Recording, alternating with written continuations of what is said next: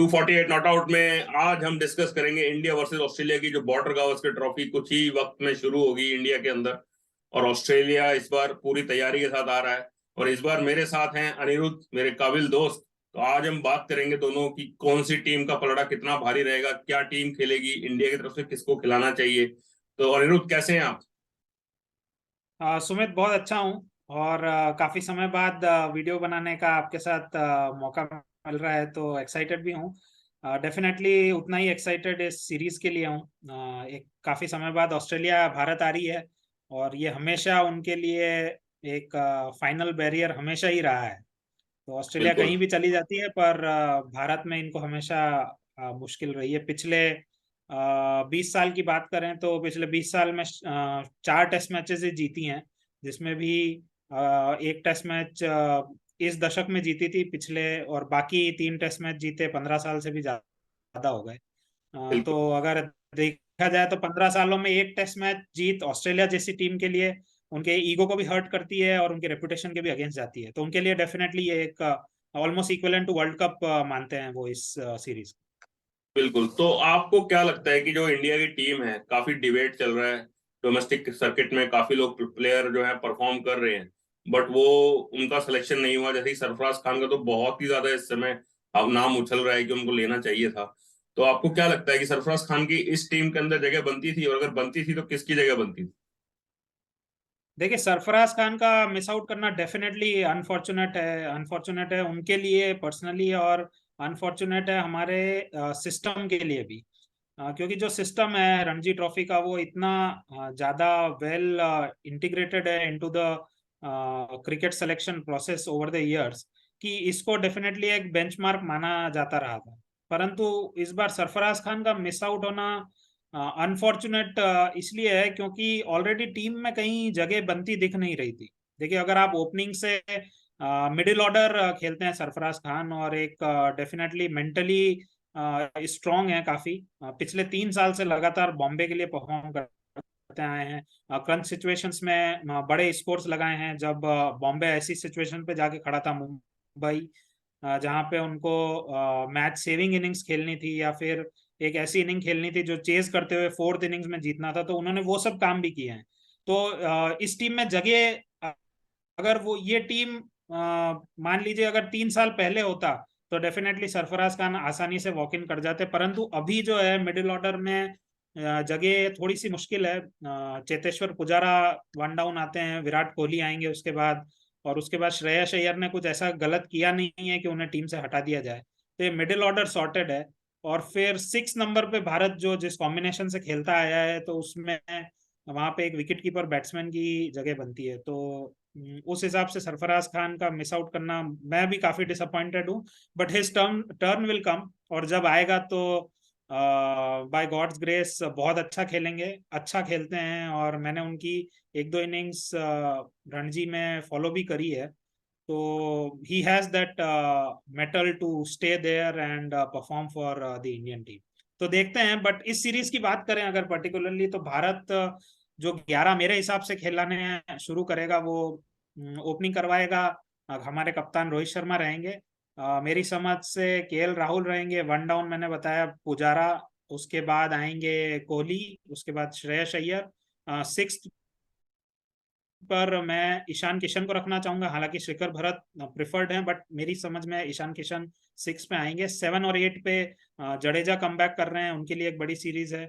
उसके बाद Ashwin over the year एक कंसिस्टेंट परफॉर्मर रहे हैं, तो वो यहाँ पे रहेंगे। और मेरे हिसाब से अश्विन इस सीरीज में एटलीस्ट 2 मैचेस में man of the match performance देने वाले हैं। 9th नंबर पे मैं कुलदीप यादव को रखना चाहूंगा अक्षर पटेल की बजाय। क्योंकि एक डिफरेंट एंगल लाते हैं, एक अलग वेरिएशन लाते हैं। ऑस्ट्रेलियन प्लेयर्स को उस प्रकार की स्पिन खेलने की आदत भी नहीं है। तो कुलदीप यादव मेरे 9 होंगे। 10 और 11 पे मैं सिराज और शामी के साथ जाऊंगा। तो ये मेरी प्लेइंग 11 होगी। अनिरुद्ध, जैसे आपने कहा कि केएल राहुल और ईशान किशन, इन दोनों के ऊपर जो मेरा सवाल है वो ये कि क्या आपको नहीं लगता कि शुभमन गिल जिस तरह से उन्होंने वनडे में परफॉर्म किया और बांग्लादेश सीरीज के अंदर भी उन्होंने एक सेंचुरी लगाई, और केएल राहुल हम देख रहे हैं पिछले काफी वक्त से स्ट्रगल कर रहे हैं, ना केवल टेस्ट क्रिकेट में बल्कि ओडीआईज में भी उतना अच्छा नहीं कर पाए, फिर T20 आईज में भी स्ट्रगल कर रहे थे वो वर्ल्ड कप के अंदर। तो आपको नहीं लगता शुभमन गिल को अगर हम बाहर बिठाते तो ये उनके लिए एक अनफेयर होगा और उनके कॉन्फिडेंस को झटका लग सकता है इससे? देखिए डेफिनेटली, लेकिन मेरा ये जो सिलेक्शन है it has more to do with कि इंडियन टीम सिलेक्शन किस हिसाब से काम करता हुआ है। तो केएल राहुल को अगर आप देखें तो उन्होंने T20 में भी परफॉर्म नहीं किया, वनडे में भी परफॉर्म नहीं किया, लेकिन उनको एक कंसिस्टेंट रन दिया गया है। तो यहाँ पे उसी थॉट प्रोसेस को बेस बनाते हुए मुझे लगता है कि केएल राहुल को खिलाएंगे। बट हाँ, मैं भी यही चाहूंगा कि गिल को मौका मिले ओपनिंग में। ऑस्ट्रेलिया में जो लास्ट हम लोग सीरीज जीत के आए थे, अंडरडॉग्स तो नहीं कहेंगे, मतलब अंडरडॉग्स में भी अंडरडॉग्स जो टीम थी वो जीत के आई थी, वहां पे शुभमन गिल थे। तो उस हिसाब से शुभमन गिल का डेफिनेटली चांस बनता है, बट मुझे कहीं ना कहीं लगता है केएल राहुल पहला टेस्ट मैच डेफिनेटली खेलेंगे। तो फिर आपने बेसिकली बात करी आपने ईशान किशन। जी। मतलब ये जो बताई है टीम, ये इंडिया की थिंक टैंक के हिसाब से बताई है, ना कि बेस्ट 11 आपको लग रहा है? बेस्ट 11 में आपके हिसाब से भी शुभमन गिल की जगह बनती है? बिल्कुल, डेफिनेटली डेफिनेटली। और ईशान किशन और शिखर भरत में मैं ईशान किशन के साथ ही जाना चाहूंगा, क्योंकि ईशान किशन एक एक्स फैक्टर प्रोवाइड करेंगे। अगर इनका डोमेस्टिक का रिकॉर्ड देखें तो he has been above average, और ऑस्ट्रेलियन टीम के लिए एक अननोन एंटिटी हैं। और जब ऑस्ट्रेलिया को अगर आप देखेंगे, अगर उनको कोई काउंटर अटैक करता है, और ऑलरेडी ऑस्ट्रेलिया के ऊपर ये प्रेशर बना हुआ रहेगा, जैसा मैंने बताया कि ये सीरीज उनके लिए बहुत इंपॉर्टेंट है। तो अगर एक 10-15 ओवर का सेशन, एक सेशन में 10-15 ओवर भी ईशान किशन एक इम्पैक्टफुल इनिंग खेल जाते हैं, जो कि श्रीकर भरत उस मेंटालिटी के प्लेयर नहीं है या उस एटीट्यूड से नहीं खेलते हैं जो ईशान किशन दे सकते हैं। तो इस वजह से ईशान किशन मेरे हिसाब से 6 नंबर पे एक परफेक्ट प्लेयर हैं। लेफ्ट हैंडर हैं तो एक अलग एंगल प्रोवाइड करते हैं मिडिल ऑर्डर के अंदर। तो उस वजह से ईशान किशन को प्रेफरेंस मैं अपनी प्लेइंग 11 में भी as well as think tank के हिसाब से भी ईशान किशन को दूंगा। मुझे क्या लगता है कि ईशान किशन को लेने का रीजन भी यही है कि जो ऋषभ पंत, जो एक अनफॉर्चुनेट एक्सीडेंट उनका हो गया और अब वो शायद 6-8 महीने के लिए टीम के साथ नहीं रहेंगे। ऋषभ पंत मुझे लगता है कि इंडियन टीम के अंदर सबसे मेन टेस्ट प्लेयर थे, जो इतने बार उन्होंने इंडियन टीम को बचाया। क्योंकि अगर आप देखेंगे कि जो शुरू के टॉप 4 प्लेयर्स हैं वो बहुत ज्यादा स्ट्रगल कर रहे हैं पिछले 1-1.5 साल से। वो बहुत जल्दी हम अराउंड 100 के आसपास ही टॉप 4 विकेट हम खो देते हैं। और फिर आपने देखा होगा कि ऋषभ पंत और श्रेयस अय्यर और फिर बाद में specially in India Jadeja, Ashwin, इन्होंने काफी रन्स बनाए हैं लोअर डाउन दी ऑर्डर आकर। और ये हमारे लिए एक क्रिटिकल फैक्टर है कि ऋषभ पंत अब नहीं है, तो एक बहुत बड़ा जो कहते हैं ना गैप उनकी वजह से हुआ है। और शायद यही कारण है कि उन्होंने एक सिमिलर बैट्समैन जो कि ईशान किशन है, कि एक लेफ्ट हैंडर है और शायद एक काउंटर अटैक कर सकते हैं ऑस्ट्रेलिया को, इसलिए। और श्रीकर भरत जो है कुछ कुछ रिद्धिमान साहा मोल्ड के प्लेयर है वो, कि आएंगे, टाइम लेंगे, रन बनाएंगे, हो सकता है अपना प्रेशर बॉलर्स के ऊपर क्रिएट ना कर पाए वो। तो शायद थिंक टैंक का भी एक यही सोचना है कि जैसे जैसे ही पंत का न्यूज आया और ईशान किशन को उन्होंने ड्राफ्ट किया टीम के अंदर, तो मुझे लगता है कि थॉट प्रोसेस उनका भी यही कहता है कि हमें एक लेफ्ट हैंडर भी चाहिए और ईशान किशन जैसा जो प्लेयर जो काउंटर अटैक कर सके, स्पिनर्स के अगेंस्ट रन बना सके। शायद यही रीजन है कि ईशान किशन टीम में आए भी हैं। बिल्कुल बिल्कुल। तो सुमित, तो ये तो हो गई भारत की बात। गेंदबाजी की हम ज्यादा बात नहीं कर पाए क्योंकि वो ऑलमोस्ट सॉर्टेड है मेरी समझ से। और इसमें मुझे, आपको लगता है कि दो तेज गेंदबाजों की बजाय कोई और खेल सकता है जो मैंने बताया, या फिर कुलदीप यादव की जगह आपकी समझ से अक्षर पटेल को मौका दिया जाए? नहीं, मुझे लगता है कि कुलदीप यादव एक डिफरेंट वैरायटी लेके आएंगे। चाइना मैन है, रेयर कमोडिटी है वर्ल्ड क्रिकेट के अंदर, इतना इजीली आपको नहीं मिलते हैं प्लेयर्स जो left arm China man bowling करते हो। और कुलदीप यादव बहुत अच्छी बॉलिंग भी कर रहे हैं, और जब भी उनको टेस्ट क्रिकेट में मौका मिला है उन्होंने हमेशा अच्छा परफॉर्म किया है। अभी बांग्लादेश में भी उन्हें केवल एक ही टेस्ट मैच खेलने का मौका मिला, वहां पर भी वो मैन ऑफ द मैच बने। आपको याद होगा लास्ट ऑस्ट्रेलिया टूर पे, इससे मतलब उससे भी पहले जो 2019 में भी हम सीरीज जीत कर आए थे, उसके बाद रवि शास्त्री ने भी कहा था कि कुलदीप यादव हमारे प्रेफर्ड स्पिनर रहेंगे। लेकिन उनको उतना रेगुलर मौका नहीं मिला किसी भी फॉर्मेट के अंदर। लेकिन जब भी उन्हें टेस्ट क्रिकेट में स्पेशली मौका मिलता है वो एक अच्छा परफॉर्म करते हैं, और उनकी एक इम्प्रूव बैटिंग भी आई है, तो जिससे कि वो थोड़ा बहुत लोअर डाउन दी ऑर्डर पे आपको कंट्रीब्यूट करते हुए दिखाई देंगे। लेकिन एक वैरायटी जो लाएंगे, क्योंकि अगर हम अक्षर पटेल को लाते हैं तो वो सिमिलर बॉलर हैं रविंद्र जडेजा के, तो मुझे लगता है कि एक थोड़ा वैरायटी डालने के लिए कुलदीप यादव को ही खिलाना चाहिए। और जो दो फास्ट बॉलर आपने बताया, मोहम्मद सिराज और मोहम्मद शामी, दोनों ही खुद ही अपने आप को पिक करते हैं टीम के अंदर, उनके ऊपर कोई सवाल नहीं है। लेकिन एक बस एक क्वेश्चन कहीं ना कहीं ये आ जाता है कि उमेश यादव जो कि एक्स्ट्रा पेस लेकर आते हैं और उनकी रिवर्स स्विंग भी हेल्प करती है इंडियन कंडीशंस के अंदर। और आपने देखा भी होगा इंडिया में उमेश यादव को काफी खिलाया भी जाता रहा है। और उमेश यादव का एक जो एडवांटेज है इन दोनों के ऊपर, सिराज और शामी के ऊपर, वो ये कि वो बैटिंग में भी कई बार रन बना देते हैं, स्पेशली अगेंस्ट द स्पिनर्स। वो लप्पा चलाते हैं अपना और बड़े बड़े छक्के भी मार देते हैं। उनका शायद उनके नाम पर एक वर्ल्ड रिकॉर्ड भी है कि 10 बॉलों पर उन्होंने 31 रन बनाए थे और 310 की स्ट्राइक रेट, जो कि शायद किसी भी lower down the order player का एक वर्ल्ड रिकॉर्ड नहीं है इतने रन के ऊपर। बिल्कुल बिल्कुल सुमित, तो ये डेफिनेटली उमेश यादव के पास एडवांटेज है, लेकिन जो थोड़ा सा उनकी गेंदबाजी के साथ हमेशा एक परेशानी रही है, रन्स लीक करते हैं।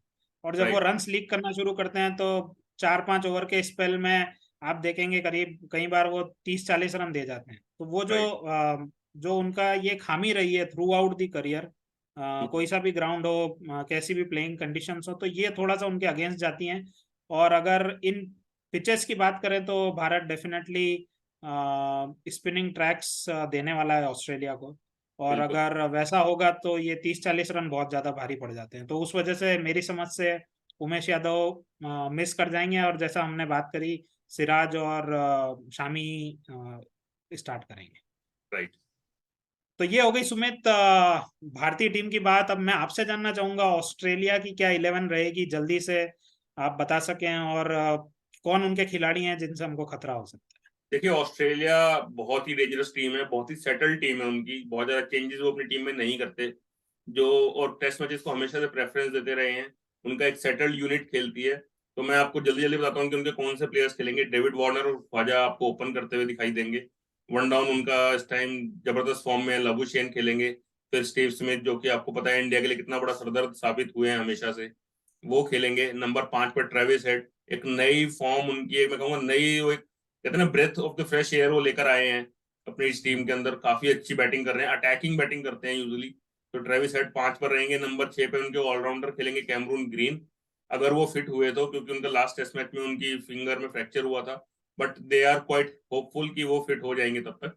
नंबर 7 पर उनके विकेट कीपर आएंगे एलेक्स कैरी, वो भी अच्छी बैटिंग करते हैं, स्पिनर्स के अगेंस्ट काफी अच्छा रिकॉर्ड है उनका। नंबर 8 पर उनके कप्तान पैट कमिंस आएंगे। नंबर 9 पर आपको खेलते हुए दिखाई देंगे एस्टन एगर, उनको वो एक लेफ्ट आर्म स्पिनर के रूप में खिलाएंगे, क्योंकि पिछले टूर पर अगर आपको याद होगा स्टीव ओकीफ वो एक लेकर आए थे लेफ्ट आर्म स्पिनर।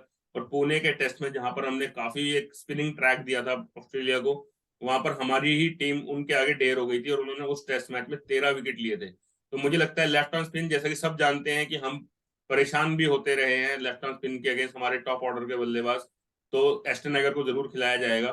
फिर आएंगे इस time one of the best off spinner Ashwin के साथ हैं, तो वह नेथन लॉयन, तो वो भी खेलेंगे। और जो 11वें नंबर पर खेलेंगे वो आपको जोश हेजलवुड खेलते हुए दिखाई देंगे। अभी मिचेल स्टार्क फिट नहीं है, लेकिन हो सकता है सीरीज के आगे चलते हुए दूसरे तीसरे मैच से हम मिचेल स्टार्क को भी खेलते हुए देखें, और या फिर ये लोग अपने फास्ट बॉलर्स को रोटेट करें, कभी हेजलवुड और कभी स्टार्क के लेकर आए।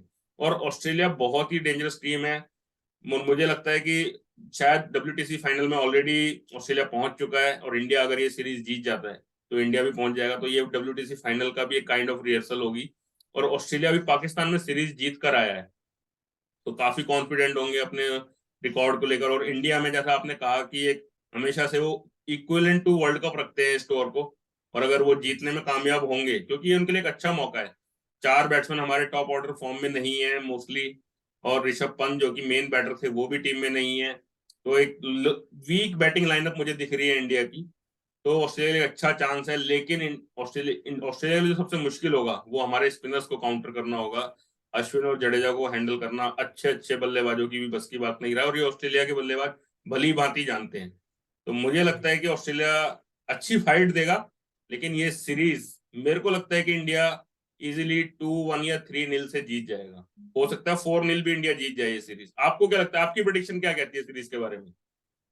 मेरी प्रेडिक्शन भी 4-0 ही है। और 4-0 का मेन कारण ये है कि ऑस्ट्रेलियंस आते बड़े स्ट्रॉन्ग मेटल के साथ हैं, और बिल्कुल एक हवा हमेशा बना रहता है। लेकिन कहीं ना कहीं वो इनके जो खिलाड़ी हैं, अगर मैं स्टीव स्मिथ को छोड़ दूं तो मुझे नहीं लगता कि कोई भी स्पिन को खेलने में भारतीय पिचेस पे उनकी इतनी प्रैक्टिस है। दूसरा जो राइट। एक बड़ा नेगेटिव फैक्टर जो ऑस्ट्रेलियन टीम में इस बार मुझे दिख रहा है वो है पैट कमिंस की कैप्टनसी। देखिए फास्ट बॉलर को कैप्टन वैसे ही इन जनरल नहीं कंसिडर किया जाता है अक्रॉस द एराज, अगर आप देखें। और इतने सक्सेसफुल भी नहीं रहे हैं। स्पेसिफिकली अगर इंडिया की बात करें तो मुश्किल से ही कोई फास्ट बॉलर कैप्टन मुझे याद आता है जो कि जीता हो भारत में एक टेस्ट मैच भी। तो पैट कमिंस के अगेंस्ट जो उनका फास्ट बॉलर होना, अपने बॉलर्स को वो किस प्रकार से रोटेट करते हैं, वो उनके अगेंस्ट जाता है। मैंने ऑस्ट्रेलिया में भी सीरीज फॉलो करी थी, तो वहां पे यही दिखता था कि पैट कमिंस खुद को ही पुश करते रहते थे। तो वो जो एक ब्लॉकेज होता है कि नहीं ये काम मुझे ही करना है और मैं ही कर सकता हूँ, वो एक फास्ट बॉलर्स के या बॉलर्स के अगेंस्ट जाता है इन जनरल। तो वो पैट कमिंस के अगेंस्ट जाएगा। अगर पैट कमिंस उसको अपने बॉलर्स को अच्छे से यूज कर पाते हैं तो फिर मैं सीरीज शायद 3-0 की तरफ देख सकता हूँ कि 3-0 होगा या शायद 3-1 हो जाए, बट मेरा प्रेडिक्शन 4-0 ही रहेगा। और एक बात और भी मैं कहना चाहूंगा कि इंडिया में जो ये 4 टेस्ट मैचेस हैं अलग अलग वेन्यूज पर हैं। पहला मैच नागपुर में है, दूसरा दिल्ली, थर्ड धर्मशाला और चौथा अहमदाबाद। चारों ही वेन्यूज एक अलग चैलेंज लेके आएंगे ऑस्ट्रेलियंस के लिए। नागपुर में थोड़ी सी गर्मी होगी और दिल्ली में फिर थोड़ा इस टाइम ठंड ऑलमोस्ट जा रही है तो थोड़ा सा मॉइस्चर रहेगा मॉर्निंग में। धर्मशाला एक बहुत ही कोल्ड प्लेस है तो वहां ठंडक रहेगी, उस टाइम पे वहां पे बॉल अलग तरीके से बिहेव करेगा। और फिर अहमदाबाद जाएंगे तो वहां एकदम गर्मी मिलेगी आपको, टेम्परेचर हाई 30s में मिल सकता है उस दौरान। तो ये जो चैलेंज होगा ये भी ऑस्ट्रेलिया के लिए बड़ा डिफिकल्ट होगा, इससे भी कॉप अप करना है, इस चीजों को समझना कि किस ग्राउंड पर किस प्लेयर को खिलाना है। ये भी एक अलग प्रकार का चैलेंज रहेगा उनके लिए। डेफिनेटली। और ये बिल्कुल बहुत अच्छा पॉइंट बताया सुमित आपने। ये चीज भारत में जो टीम्स आती हैं वो समझ नहीं पाती हैं कि अगर आप देखिए, अगर आप ऑस्ट्रेलिया जाएंगे तो वही 4-5 मैदान है, उन्हीं पे खेलेंगे। कोई भी खिलाड़ी अगर 4-5 टूर करता है तो वो गाबा में या फिर सिडनी में 4-5 टेस्ट मैचेस खेल चुका होता है, तो उसे वो कंडीशंस, वो एटमॉस्फेयर से वो भलीभांति परिचित होता है। लेकिन जब जैसे स्टीव स्मिथ आ रहे हैं या फिर जो भी और पुराने पैट कमिंस आ रहे हैं वापस से, तो इनके लिए हेजलवुड आ रहे हैं, तो ये उन मैदानों पे भी, चाहे ये भारत का इनका तीसरा या चौथा टूर हो, पर ये उन मैदानों पे जाके खेलेंगे जो पे इन्होंने पिछले किसी भी 4-5 टूर्स पे नहीं खेला हो। तो ये एक बहुत बड़ा आपने फैक्टर बताया जो कि विदेशी टीम्स मिस आउट कर जाती हैं, और इसका फायदा डेफिनेटली इंडिया को मिलता है। तो थैंक यू अनिरुद्ध। देखते हैं, हम दोनों की प्रेडिक्शन ऑलमोस्ट सेम है, 4-0 हम इंडिया के फेवर में देखते हैं सीरीज। गाइस अगर आपकी भी कोई राय हो या सवाल हो तो कमेंट सेक्शन में जरूर बताइए, शेयर कीजिए, लाइक कीजिए। Till then keep watching 248 not out. 248 not out.